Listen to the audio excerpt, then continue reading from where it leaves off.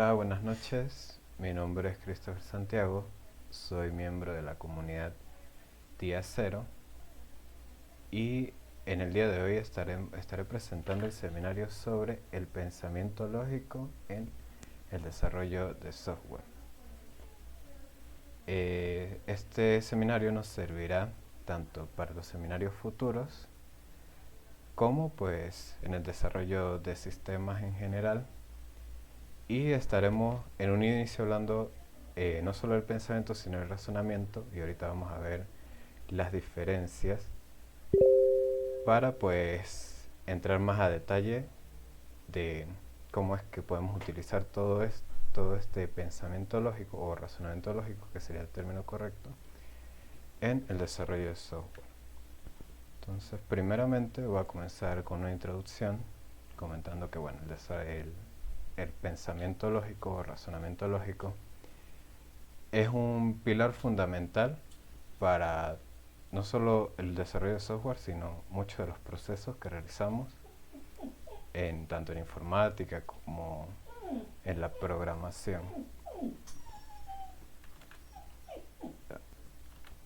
Ajá. Entonces,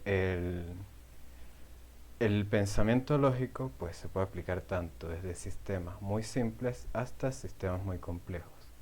Y en este seminario estaremos viendo desde los conceptos más básicos, como lo son el pensamiento, el razonamiento, la lógica, hasta bueno, el conjunto de estos conceptos que nos van a dar la definición de el razonamiento lógico y sus distintas utilidades, aplicaciones e importancia.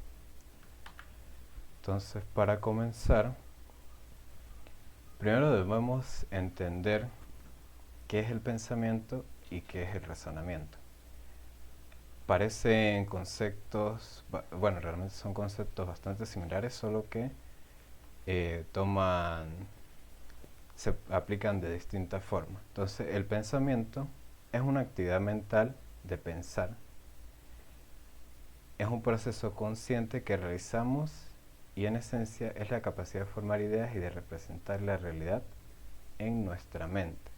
El pensamiento lo podemos ver también como conceptos o ideas individuales, las cuales bueno, pueden estar una aislada de otra. Y, bueno, y así como se comenta, es una actividad de nuestro cerebro. Ahora, el razonamiento también es una actividad mental que nos permite estructurar y organizar dichas ideas o conceptos para llegar a una conclusión. Implica un proceso elaborado donde conectamos pensamientos de manera lógica. Entonces podemos diferenciar el pensamiento del razonamiento como que el razonamiento es un tipo de pensamiento, por lo que a pesar de que no está mal decir de que es un pensamiento lógico, el concepto real sería un razonamiento lógico. Como se ilustra en esta imagen, pues una forma fácil de entender estos dos conceptos es que el pensamiento lo podemos ver como dije anteriormente, ideas o conceptos aislados o desordenados, y el razonamiento es ese proceso mediante el cual le damos una similitud, una orden, estructura y coherencia a dichos pensamientos, ideas o conceptos, que son ideas o conceptos.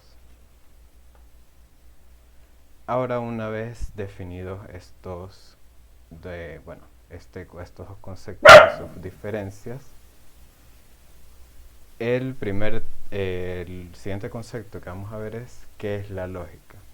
Entonces, es difícil encontrar un concepto de lógica que sea realmente sencillo de explicar, pero este fue uno de los que me pareció que lo ilustra de mejor manera, y es que la lógica es una disciplina filosófica y matemática que estudia el razonamiento válido y la argumentación correcta. En términos prácticos, es el arte de pensar de manera coherente y consciente para alcanzar conclusiones sólidas y bien fundamentadas.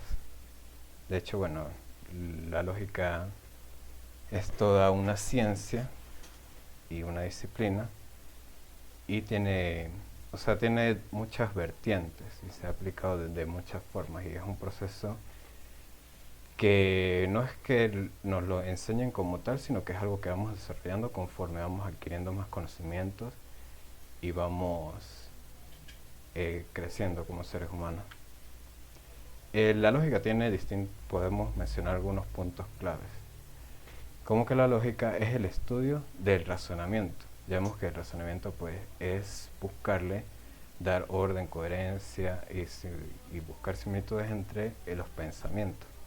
Entonces la lógica analiza cómo se construyen los argumentos, cómo se relacionan las premisas con las conclusiones y cómo se puede determinar la validez del razonamiento.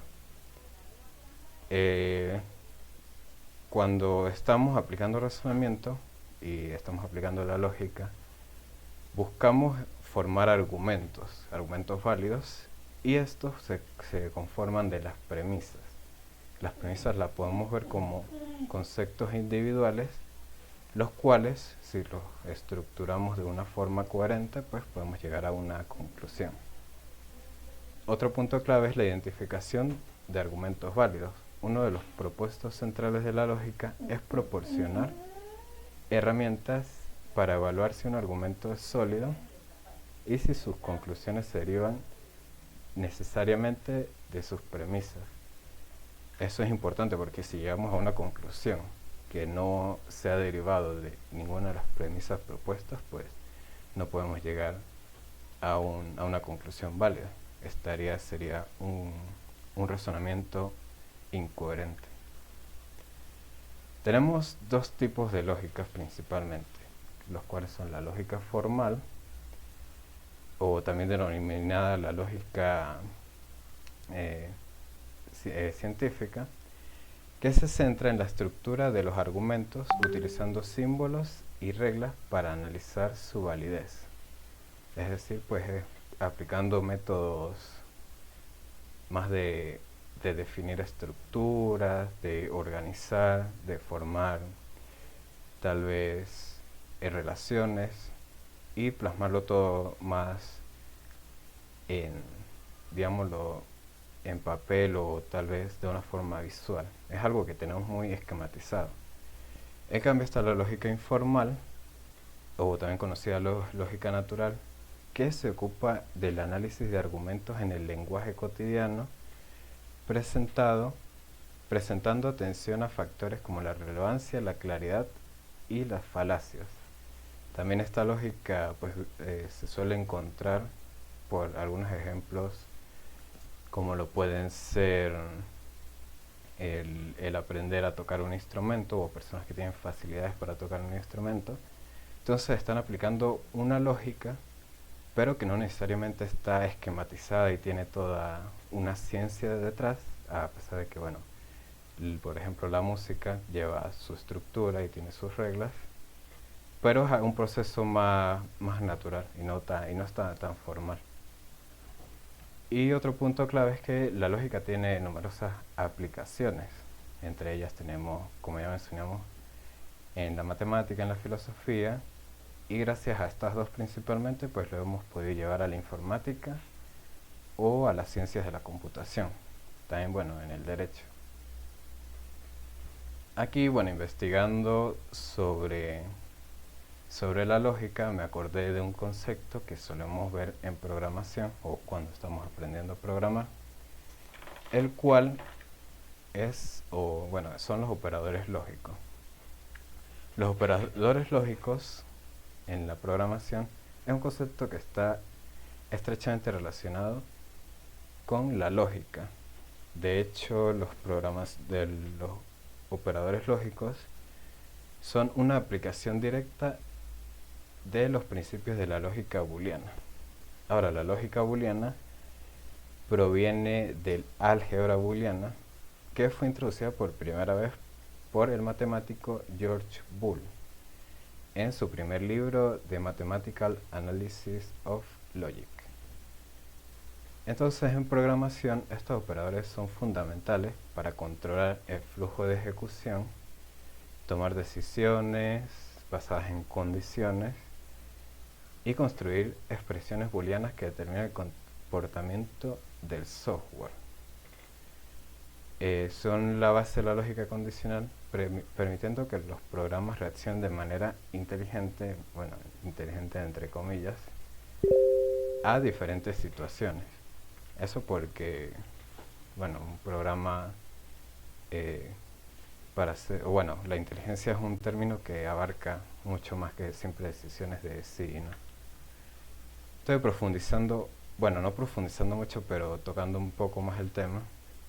Tenemos tres operadores lógicos principales, los que son el operador ilógico, o en inglés AND, que representa la conjunción. Un enunciado con AND es verdadero solo si ambas partes que se conectan son verdaderas. Tenemos el operador lógico OR, o el O lógico, que representa la disyunción. Un enunciado con OR es verdadero al menos si una de sus preposiciones que se conectan es verdadera. Y el operador NOT, o no lógico, representa la negación. Esto lo que hace es invertir el valor de la preposición. En este caso, si recibe una preposición verdadera, lo convierte a falsa y viceversa. Entonces estos operadores pues suelen ser el principio o los fundamentos básicos de los sistemas en general. De hecho, los procesadores se basan, están construidos en su capa más baja a través de operadores lógicos. Entonces, con estos distintos conceptos, tanto del razonamiento, el razonamiento del pensamiento y la lógica, podemos hablar sobre el concepto del razonamiento lógico. El razonamiento lógico es una forma específica de razonar, que establece relaciones entre objetos, ideas o conceptos, ya sean reales o abstractos, para llegar a una generalización o conclusión. Se basa en un proceso individual que utiliza la coherencia y la secuencialidad para analizar la información y resolver problemas de manera efectiva.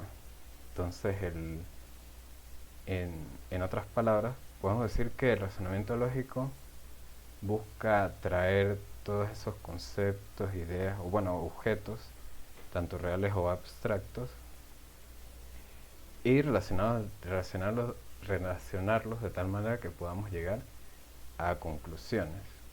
Esto es principalmente útil, ya que pues en el mundo del desarrollo de software podemos ver todo como un problema. Un proyecto puede ser un problema y la solución pues sería la finalización de ese proyecto o una de sus fases.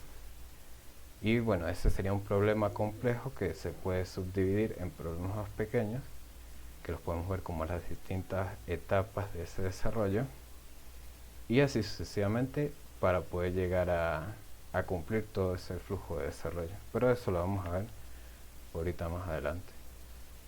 Primero vamos a hablar sobre los tipos de razonamiento que son principalmente útiles y fundamentales en el desarrollo de software. Estos serían tres. Tenemos el razonamiento deductivo, que parte de principios generales o reglas establecidas para llegar a conclusiones específicas que derivan necesariamente de esas reglas. Va desde lo general a lo particular, y si las premisas son verdaderas y la deducción es válida, la conclusión pues tiene que ser obligatoriamente verdadera. Esto, dicho así, ese concepto, la primera vez que lo leí me pareció un poco confuso, pero se puede visualizar mejor con un ejemplo. Entonces aquí tenemos un ejemplo de razonamiento deductivo. Aquí podemos tener tenemos un pequeño contexto en el cual un equipo de desarrollo está desarrollando una función para validar contraseñas seguras en un sistema de autenticación, algo muy común y básico en cualquier sistema de autenticación o en cualquier desarrollo. Entonces tenemos unas premisas generales, que serían en este caso nuestras reglas de seguridad. En este caso que tenemos tres, nuestra primera premisa sería una contraseña segura de tener al menos 8 caracteres. Una segunda premisa sería debe incluir al menos un número. Una tercera sería debe incluir al menos un carácter especial. Y bueno, de hecho una cuarta que podríamos añadir sería que debe contener un carácter en mayúscula, que es algo bastante común. Entonces, en base a esas premisas generales, podemos decir que todas las contraseñas válidas deben cumplir esas 3 o 4 reglas principalmente. Entonces ahora nos vamos a un caso específico. El usuario ingresa la contraseña, esta que dice Segur 2024 y un signo de exclamación. Entonces, aplicando las premisas en este caso específico, para esas premisas generales, entonces tenemos que primero se cumple la primera regla o premisa, que nos hablaba sobre que la longitud debía ser mayor a o igual a 8. En este caso se cumple porque tiene 9 caracteres. También nuestra segunda regla o premisa, que debe contener al menos un número, también se está cumpliendo porque incluye el 2024, que es una secuencia de números. Y la tercera regla y premisa, que debe contener al menos un carácter especial. De hecho, además aquí se cumple la cuarta que propuse, que es la de un carácter en mayúscula, que es en este caso la inicial de esa contraseña. Entonces nuestra conclusión lógica que hemos deducido es que esta contraseña cumple con todas las premisas generales, por lo que la contraseña es válida. Yo sé que tal vez esto pueda parecer un poco redundante, porque podemos decir, obvio, eso pues se está cumpliendo, pero tal vez estos procesos lo que nos hacen es poder definir y establecer unas secuencias de coherencias, las cuales pues nos permiten llegar a conclusiones válidas. Es decir, esta conclusión final a la que hemos llegado en este caso, no la podría decir simplemente viendo la contraseña y diciendo esa es una contraseña segura, sin asegurarme de que se estén cumpliendo todas las premisas. Ese es uno de los tres tipos de razonamiento. Ahora vamos a hablar del razonamiento inductivo. Este se podría ver como el contrario al razonamiento deductivo, porque parte de observaciones específicas. El razonamiento deductivo partía de observaciones, premisas generales, y entonces el inductivo parte de observaciones específicas o datos particulares para llegar a conclusiones generales o patrones probables. Va de lo particular a lo general. La conclusión es probable, pero no cierta, incluso si las observaciones iniciales son correctas. Vamos a ver esto con un ejemplo. Entonces, este sería nuestro contexto. Un equipo está trabajando en una aplicación web que muestra errores inesperados en producción, que es algo bastante común en el desarrollo de software o desarrollo de sistemas.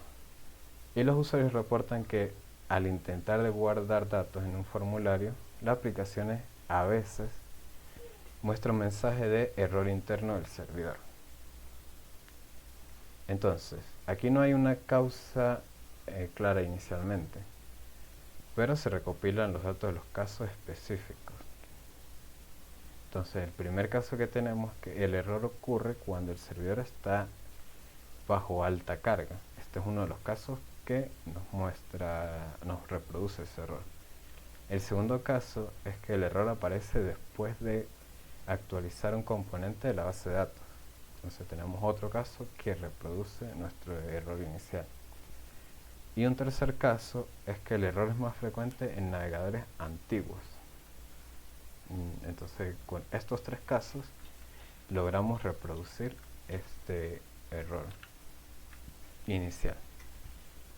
Entonces, aplicando nuestro proceso inductivo, primero realizando las observaciones de los casos específicos, podemos realizar un análisis de los registros, o mejor conocido como los logs, y se puede observar que el error coincide con peticiones que tardan más de 5 segundos en procesarse.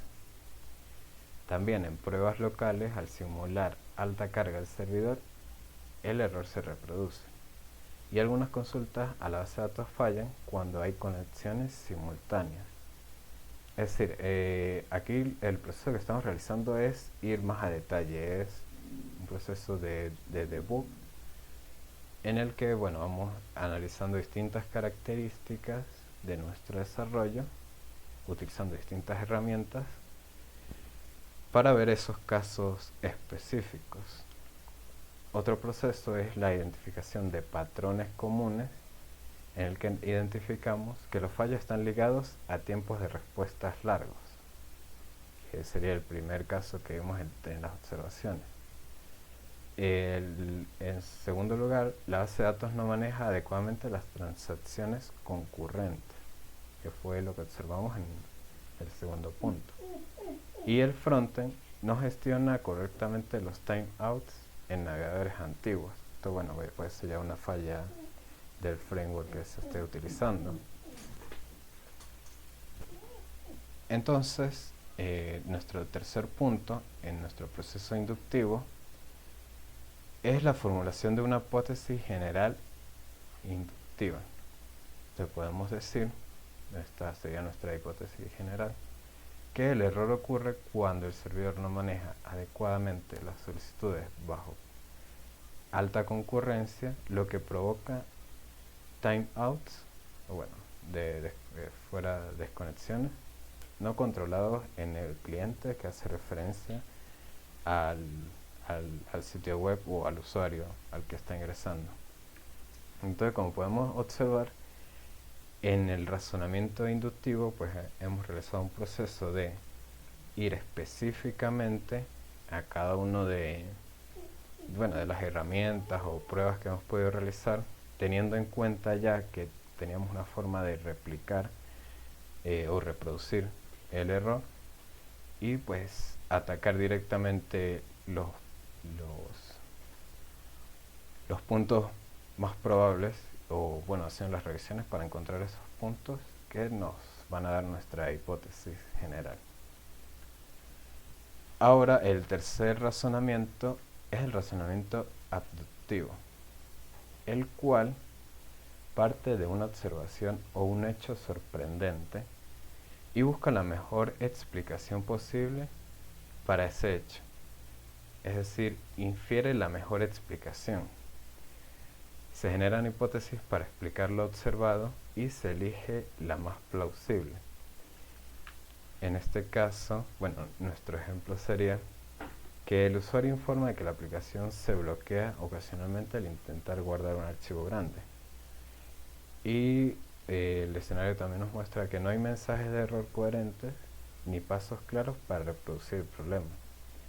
Aquí nos estamos enfrentando a un problema distinto al caso anterior o al del ejemplo anterior, porque aquí no tenemos forma de reproducir este problema.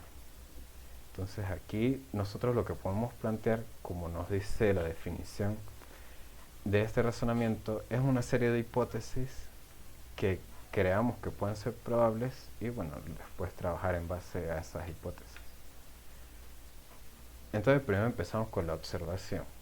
Podemos notar que la aplicación se bloquea de forma intermitente al guardar archivos grandes, como ya hemos mencionado anteriormente. Entonces aquí empezamos a aplicar las posibles explicaciones o hipótesis. Primera hipótesis.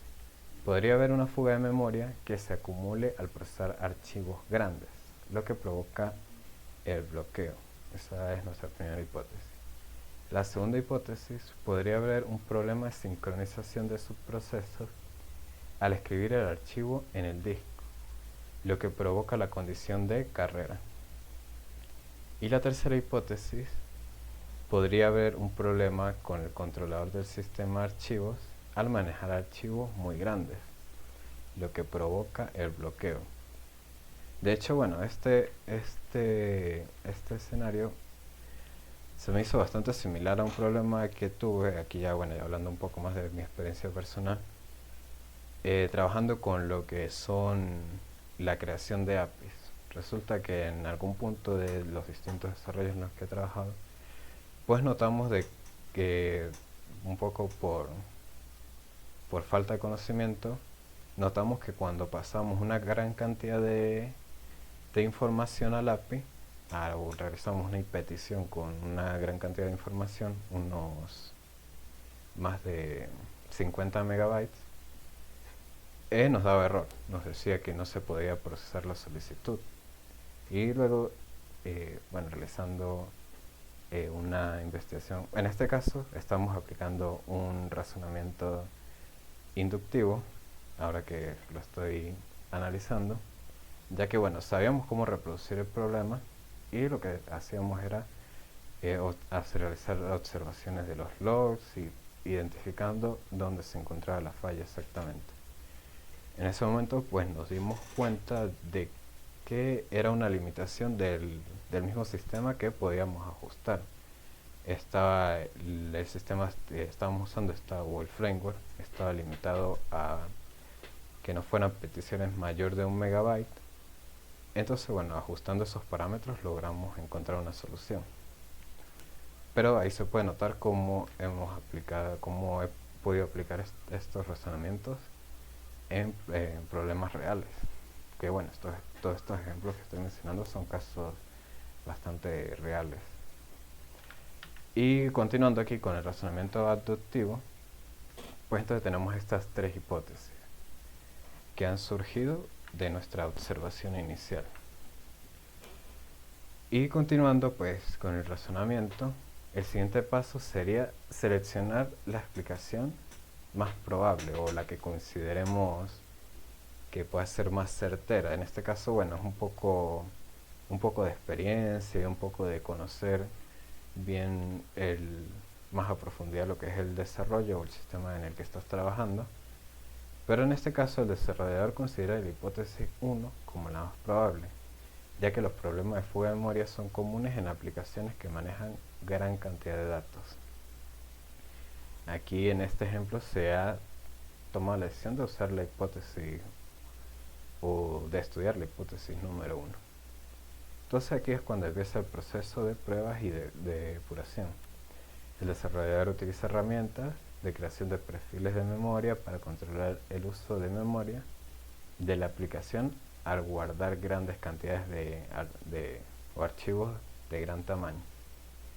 El desarrollador encuentra un aumento constante en el uso de memoria que no se libera, lo que confirma la hipótesis número 1.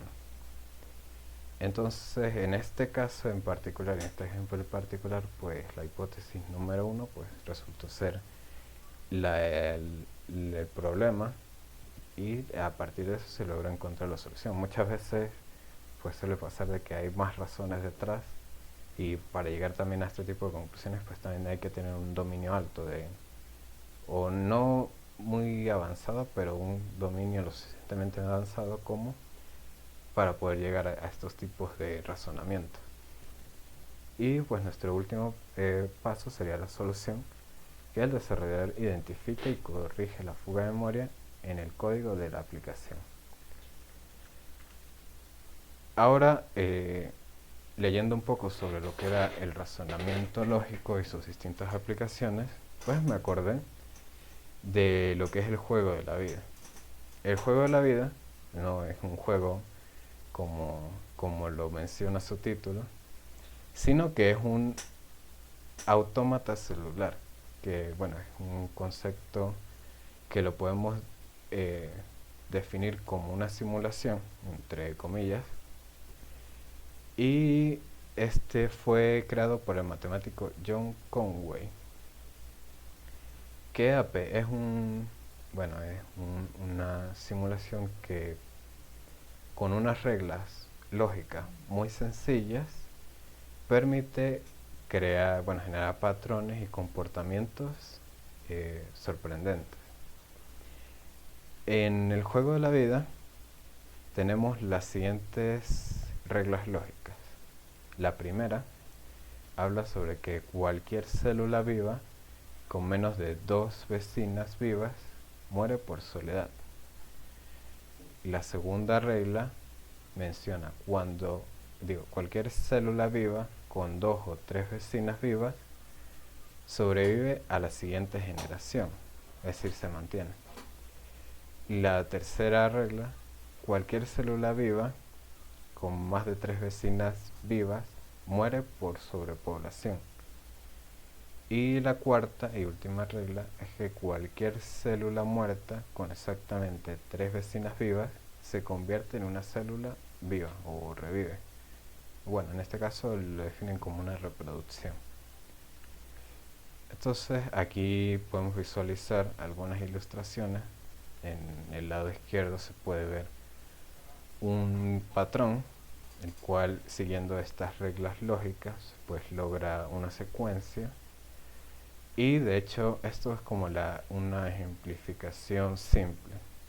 Ahora en el lado derecho, ya mediante más espacio y estudiando el comportamiento, pues se puede recrear un sistema simple el cual reproduce o genera este mismo patrón de una manera infinita. Entonces es interesante cómo a partir de simples reglas lógicas podemos llegar a desarrollar pues sistemas entre comillas vivos. Ahora vamos a hablar un poco de la importancia del razonamiento lógico en el desarrollo de software. Primero, es importante para la resolución de problemas complejos, ya que el razonamiento lógico nos permite primero entender y dividir este problema complejo o los distintos problemas complejos que solemos tener en problemas más simples, los cuales podemos resolver, y al resolverlos todos pues hemos logrado nuestro objetivo, que ha sido la resolución de un problema complejo. También nos permite el diseño de algoritmos eficientes, porque a pesar de que se pueden diseñar algoritmos a partir de un razonamiento básico, pues muchas veces no cualquier algoritmo es eficiente u óptimo. Entonces es importante pues aplicar el razonamiento lógico para identificar cómo podemos optimizar esos algoritmos creados o los algoritmos existentes y poder llegar cada vez a algoritmos más eficientes. Eso lo podemos ver en lo que son los algoritmos de ordenamiento, muy conocidos también en el mundo del desarrollo, los cuales se suelen categorizar por órdenes de dificultad.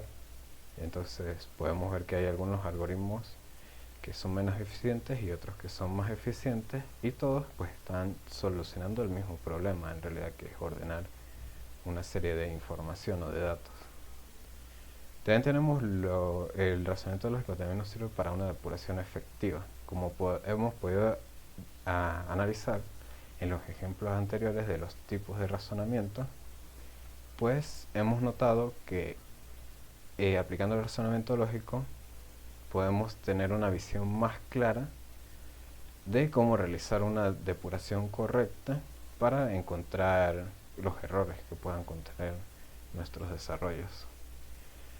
También el diseño de sistemas robustos y escalables, porque esto es una relación de todo lo anterior mencionado, ya que no es lo mismo desarrollar un sistema que va a ser usado por un grupo pequeño de personas, por ejemplo, a un grupo de cientos, miles o millones de personas.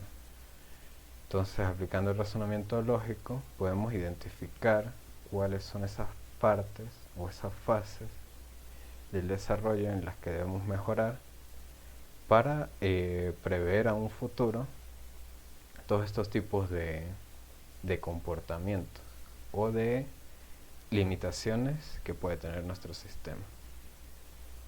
Y otra importancia, que sería la comunicación clara y precisa, ya que con el razonamiento lógico, primero pues podemos tener un entendimiento completo del desarrollo, y eso pues nos permite expresarnos con claridad, generar una documentación exacta y desarrollar lo que son documentación, tanto una documentación externa como una documentación interna del código, ya sea realizando comentarios directos en el código para pues su futuro mantenimiento y entendimiento.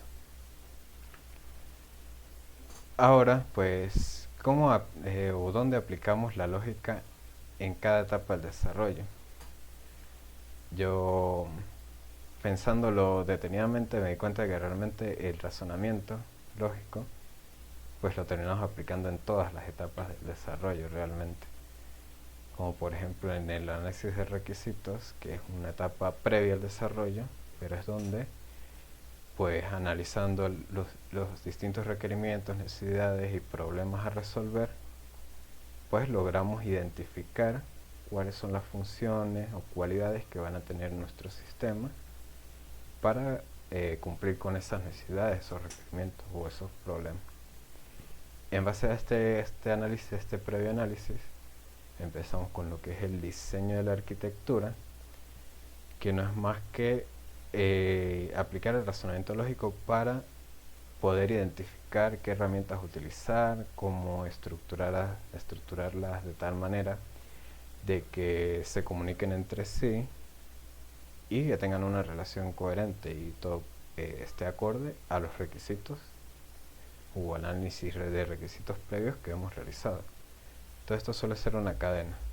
Después, una vez teniendo este diseño de la arquitectura, aplicamos el razonamiento lógico en la implementación. Ahora lo que hacemos es pues utilizar utilizar esa guía, ese diseño que se ha construido y empezar lo que es el desarrollo del código y las implementaciones. Aquí pues hay que evaluar pues cuáles son los distintos cómo vamos a estructurar ese código pues para que tenga coherencia y funcione correctamente en base al diseño de la arquitectura. Y una vez obtenido esta implementación, pues nos vamos a esa etapa de pruebas. Aquí igualmente, pues a partir de la lógica, diseñamos pruebas específicas en las cuales pues determinamos o esperamos un determinado comportamiento de nuestro sistema. Cada una de estas pruebas muchas veces son pruebas para encontrar errores conocidos o evitar errores conocidos, y son pruebas que siempre son necesarias para evaluar el comportamiento. Y por último, pues terminamos aplicando la lógica en el mantenimiento, porque como todo software, pues muchas veces, bueno, como todo desarrollo, pues un software no suele ser algo que empiece y termine, sino que es algo que empieza y tiene distintas fases. Una fase inicial, una fase en la que está empezando y tiene muchas debilidades, otra fase en la que va madurando el sistema, y pues poco a poco todas esas fases vamos mejorando y creando un sistema cada vez más robusto.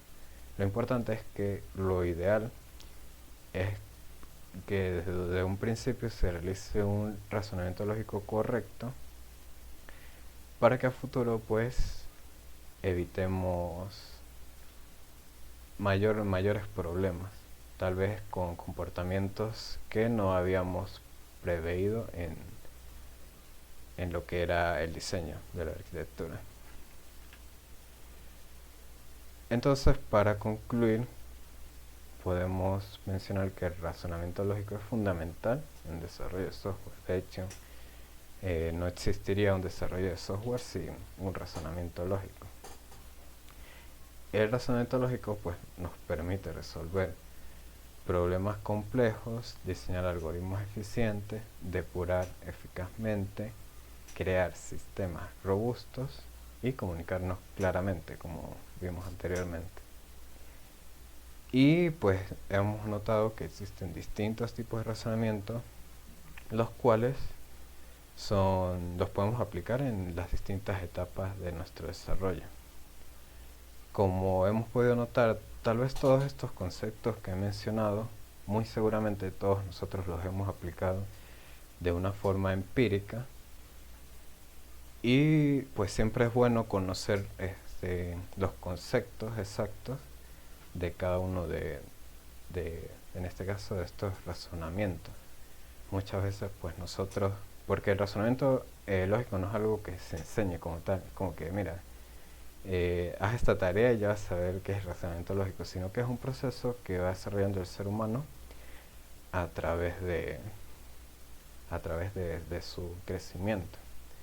De hecho, bueno, todo lo que es la lógica es toda una ciencia que tiene todo un estudio detrás y tiene, o sea, se podrían realizar, por ejemplo, un seminario únicamente, exclusivamente de la lógica. Igual también los temas del pensamiento, el razonamiento, que también tienen sus vertientes más hacia la filosofía. Y pues todo esto es, a pesar de que parezca algo, pues, que solemos aplicar ya, pues es algo realmente importante y a mi parecer, teniendo más conocimiento de cómo esto nos ayuda, en verdad, pues podemos aplicar o mejorar nuestros razonamientos para tener una mejor lógica. Entonces, con esto concluyo la finalización del seminario con un título inicial que era el pensamiento lógico en el desarrollo de software, el cual yo adaptaría finalmente al razonamiento lógico en el desarrollo de software, o su aplicación del razonamiento lógico en el desarrollo de software. Espero que se me haya podido explicar correctamente con todos estos conceptos, ya que no son conceptos fáciles de digerir o fáciles de explicar, pero cada uno pues he buscado pues la manera de explicarlos de la forma más entendible posible. Así que muchas gracias por su atención y eso sería todo. Ajá, por ahí están las preguntas. Ya, un segundo. ¿Quién levantó primero?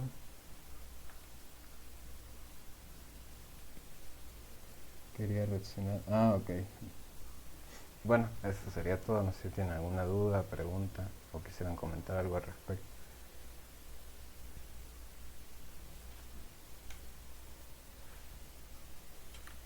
Uy, eso.